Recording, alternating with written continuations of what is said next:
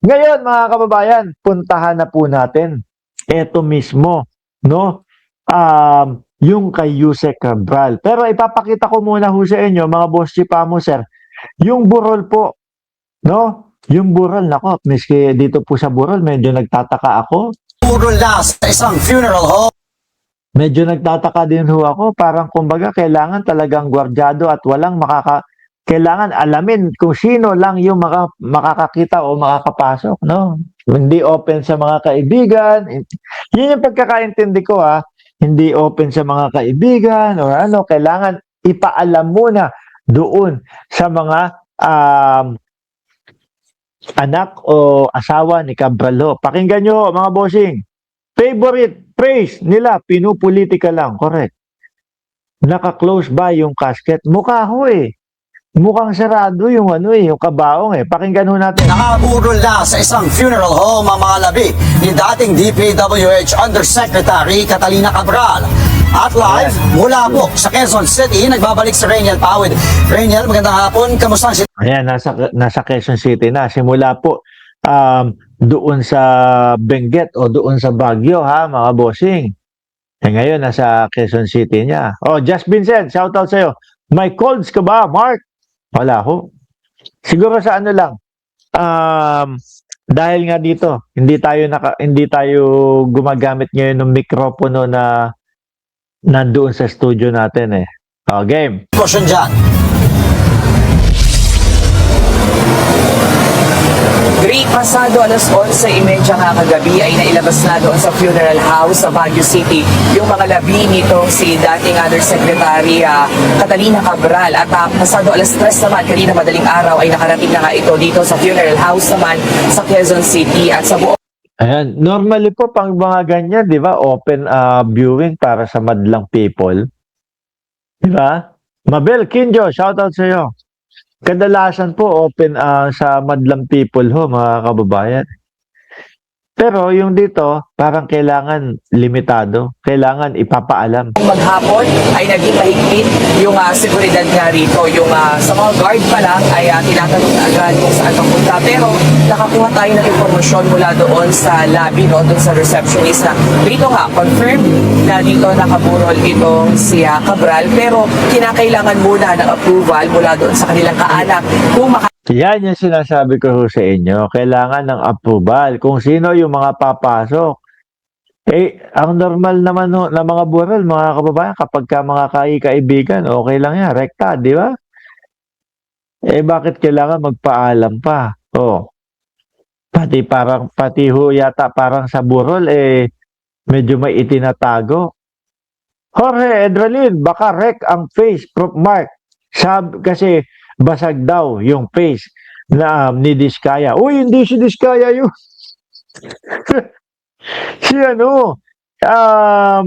etong si Catalina Cabral. Uy, ano ka ba? Bakit napunta doon sa sa kay Diskaya? No, iniiwasan nila mag-leak yung photo, sabi. Oh. makaakyat o makabibisita. So, ibig sabihin, daraan muna, papasok doon nga sa family, yung makakapunta nga doon sa wake. So far, ayan yung mga impormasyon. Pero kanina, privately, ay may mga nakausap na tayo na mga kamag-anak o close family friend naman itong mga Cabral na bumisita na rin dito. No? Pero nagpa-off cam sila. Pero sinabi nila na tuloy-tuloy nga yung kanilang support.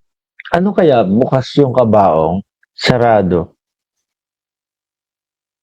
No? Hindi kasi ngayon no, mga kababayan, kapag kayong inaayusan yung mga ganyan po, kahit na durog, ay naaayos na po nila ng yan, mga bossing, para maipresenta po, maipakita doon sa mga bisita at doon sa mga kaibigan, di ba? Sabi ni Rosalie Acuesa, di yan si Cabral, ibang tao yan, sabi ni Ma'am Rosalie Acuesa. Oh, kasi mga boss, hindi po natin masisisi yung mga tao kagaya nila Rosalie Acuesa na isipin po na hindi si Cabral yun. No? Una-una, laking halaga. Bilyon-bilyon po ang halaga, mga boss chipamo, sir. Tapos, yung mga kwento nila, yung mga naratibo nilang sinasabi, hindi normal eh. Hindi ho normal, mga kababayan, sa human nature. Una-una, yung iwanan mo, yung amo mo doon sa gilid. Di ba?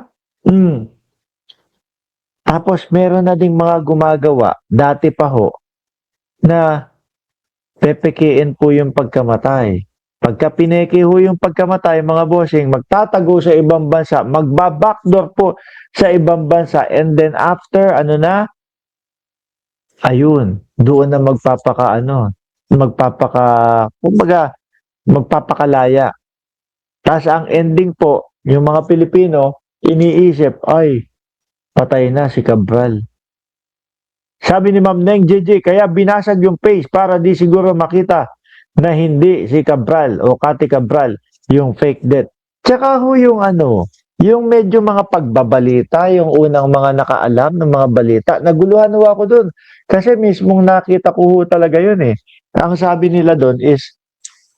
ho nila doon, mga kababayan, wala nang malay. Walang malay.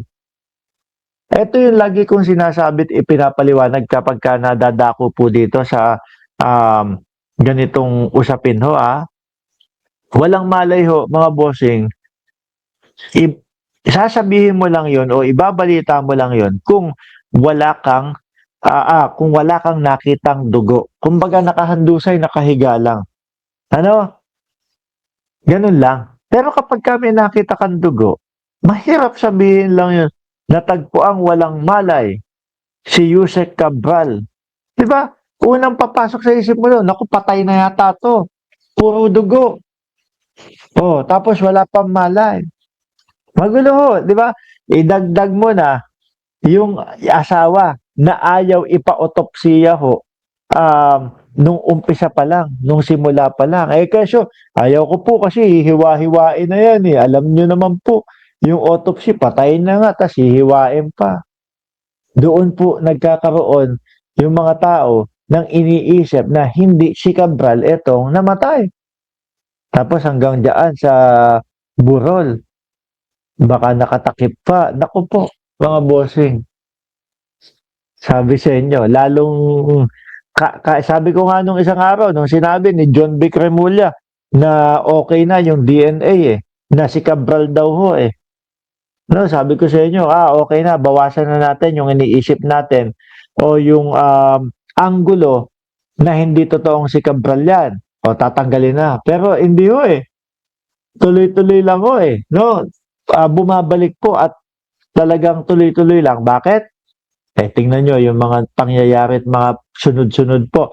Yung kanina na pinakita natin o kagabi na pinakita natin na witness, parang pampabigat lang po nung naratibo nila yun eh, na umupo si Cabral doon sa gilid ng lugar. Di ba? Sabihin mo, ganito, umupo si Cabral diyan sa gilid ng lugar.